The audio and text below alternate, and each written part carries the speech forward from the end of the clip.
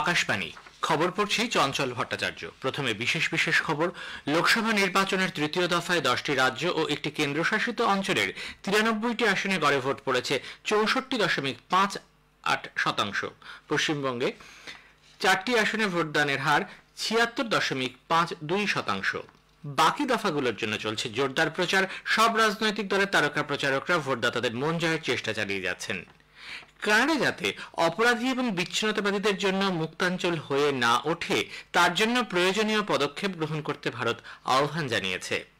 আজ 25শে বৈশাখ বিশ্বকবি রবীন্দ্রনাথ ঠাকুরের জন্মদিন। কবির 163তম জন্মজয়ন্তী উপলক্ষে পশ্চিমবঙ্গ সহ দেশ জুড়ে তাঁর প্রতি শ্রদ্ধা নিবেদনে নানা অনুষ্ঠানের আয়োজন করা হয়েছে। আইপিএল ক্রিকেটে দিল্লি ক্যাপিটালস 20 রানে রাজস্থান রয়্যালসকে হারিয়ে দিয়েছে। আসছে বিস্তারিত খবরে।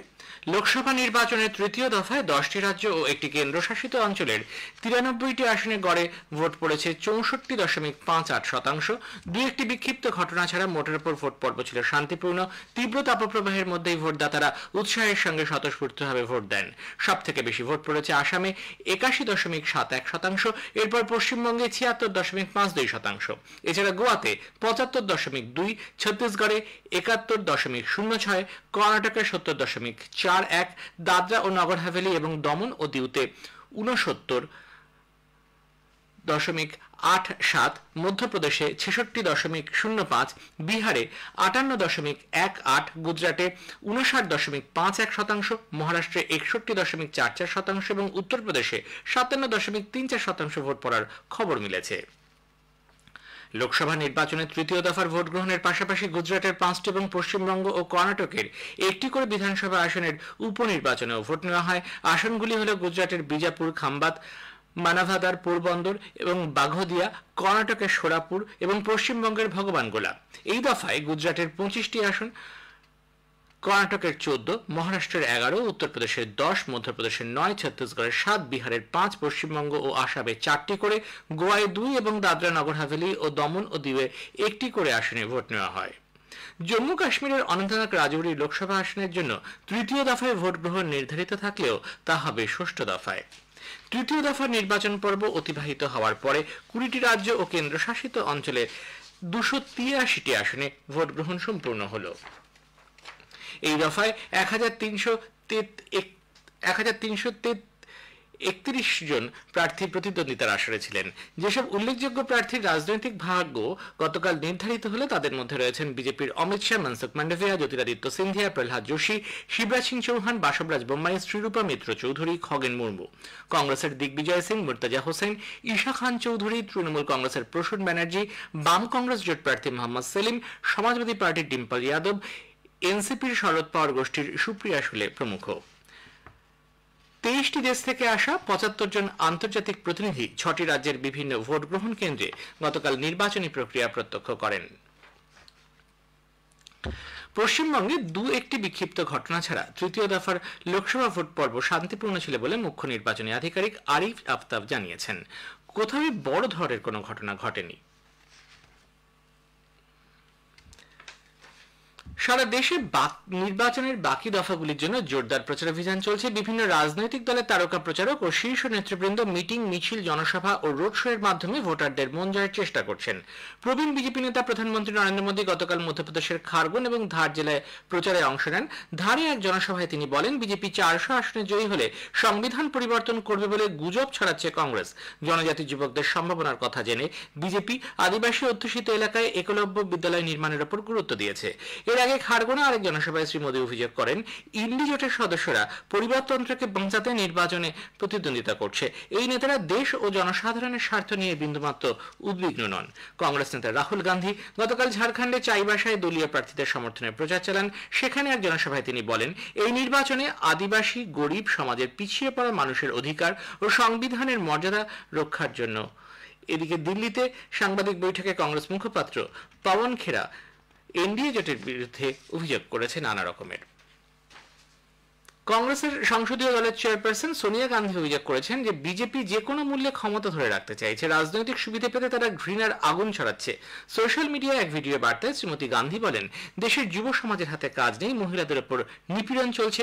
কংগ্রেস এবং ইন্ডি জোট দেশের সংবিধান ও গণতন্ত্র রক্ষার লড়াই করছে বলেও তিনি উল্লেখ করেন।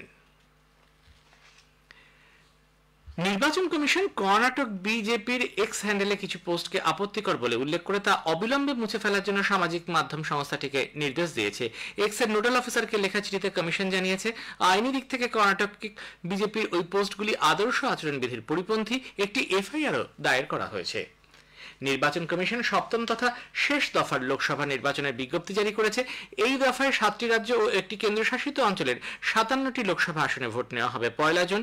উত্তরপ্রদেশ ও পাঞ্জাবের 13টি করে আসন, পশ্চিমবঙ্গে 9, বিহারে 8, ওড়িশায় 6, হিমাচল প্রদেশের সবকটি অর্থাৎ 4, ঝাড়খণ্ডে 3 এবং কেন্দ্রশাসিত অঞ্চল একটি আসনে ভোট নেওয়া হবে।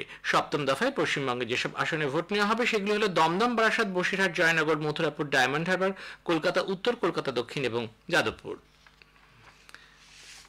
বিজেপি সভাপতি জগৎ প্রসাদ নাড্ডা গতকাল নতুন দিল্লিতে দলের সদর দফতরে জাতীয় সাধারণ সম্পাদকের এক বৈঠকে পৌরোহিত্য করেন। বিজেপির বিনোদ তাওড়ে, অরুণ সিং, বিএল সন্তোষ এবং অশ্বিনী বৈষ্ণব ওই বৈঠকে যোগ দেন।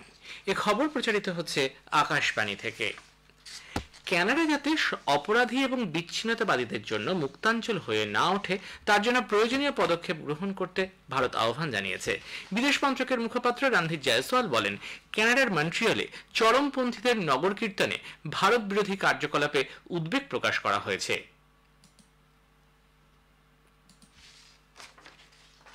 জম্মু কাশ্মীরের কুলগাম জেলার রেদওয়ানি পাইন গ্রামে নিরাপত্তা বাহিনীর সঙ্গে সংঘর্ষে 2 জঙ্গি মারা পড়েছে। জঙ্গিদের লুকিয়ে থাকার গোপন খবরের ভিত্তিতে পুলিশ, সেনাবাহিনী ও সিআরপিএফ এর যৌথ দল ওই এলাকা ঘিরে ফেলে তল্লাশি শুরু করে। এরপর দুপক্ষের গুলির লড়াইয়ে 2 সন্ত্রাসবাদীর মৃত্যু হয়।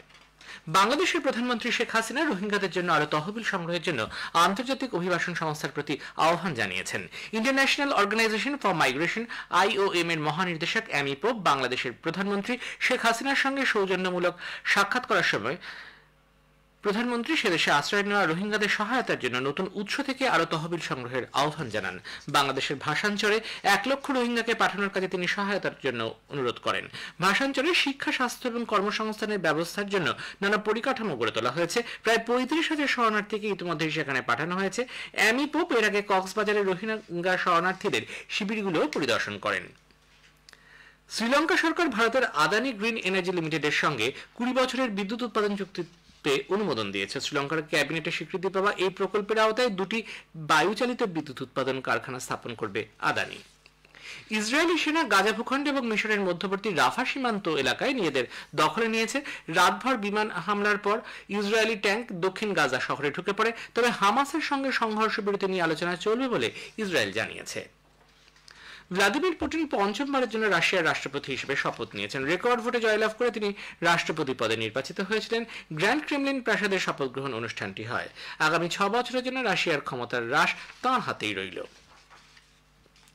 কেন্দ্র মরিশাসে 14,000 মেট্রিক টন বাসমতি চাল নয় এমন সাদা চাল রপ্তানির অনুমতি দিয়েছে। এক বিজ্ঞপ্তিতে বৈদেশিক বাণিজ্য মহানির্দেশালয় জানিয়েছে, ন্যাশনাল কোঅপারেটিভ এক্সপোর্টস লিমিটেডের মাধ্যমে এই অনুমোদন দেওয়া হলো।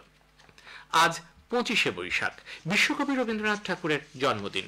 কবির 163তম জন্মজয়ন্তী উপলক্ষে পশ্চিমবঙ্গ সহ দেশজুড়ে তাঁর প্রতি শ্রদ্ধা নিবেদনে নানা অনুষ্ঠানের আয়োজন করা হয়েছে। কলকাতার জোড়াসাঁকো ঠাকুরবাড়িতে কবিগুরুর প্রতি শ্রদ্ধা নিবেদন করা হচ্ছে। শান্তিনিকেতনে গৌড় প্রাঙ্গণে বৈতালিকের মাধ্যমে কবিগুরুর জন্মোৎসব উদযাপনে মেতেছে সেখানকার রবীন্দ্র অনুরাগীরা।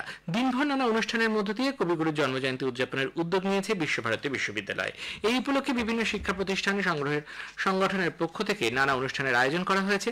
রবীন্দ্র জয়ন্তী উপলক্ষে পশ্চিমবঙ্গ সরকারের উদ্যোগে মূল অনুষ্ঠানটি হবে কলকাতার ক্যাথিড্রাল রোডে।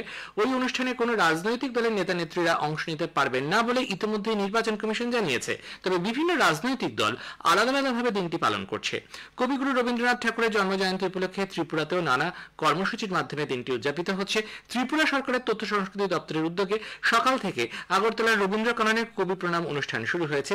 বিভিন্ন সাংস্কৃতিক অনুষ্ঠান সেখানে আয়োজিত হচ্ছে। সকালে সাংস্কৃতিক সংস্থা ছন্দনীর উদ্যোগে আগরতলার রবীন্দ্র শতবার্ষিকী ভবন প্রাঙ্গণে কবি প্রণামের আয়োজন করা হয়। বাংলাদেশ জুড়েও কবিকে যথাযোগ্যভাবে শ্রদ্ধা সহকারে স্মরণ করা হচ্ছে। আইপিএল ক্রিকেটে দিল্লি ক্যাপিটালস 20 রানে রাজস্থান রয়্যালসকে হারিয়ে দিয়েছে। দিল্লির অরুণ জেটলি স্টেডিয়ামে গত রাতে এই ম্যাচে রাজস্থান রয়্যালস টসে জিতে দিল্লিকে ব্যাট করতে পাঠায়। 20 ওভারে 8 উইকেটে তারা 221 রান তোলে। জবাবে ব্যাট করতে নেমে রাজস্থান 20 ওভার 8 উইকেটে 201 রান তুলতে সমর্থ হয়। আইপিএল ক্রিকেটে আজ সানরাইজার্স হায়দ্রাবাদ লখনৌ সুপার জায়ান্টসের বিরুদ্ধে খেলবে। শেষে বিশেষ বিশেষ খবর আরো একবার। লোকসভা নির্বাচনের তৃতীয় দফায় 10টি রাজ্য ও একটি কেন্দ্রশাসিত অঞ্চলের 93টি আসনে গড়ে ভোট পড়েছে 64.58%। কানাডা যাতে অপরাধী এবং বিচ্ছিন্নতাবাদীদের জন্য মুক্তাঞ্চল না হয়ে ওঠে তার জন্য প্রয়োজনীয় পদক্ষেপ গ্রহণ করতে ভারত আহ্বান জানিয়েছে। খবর শেষ হলো।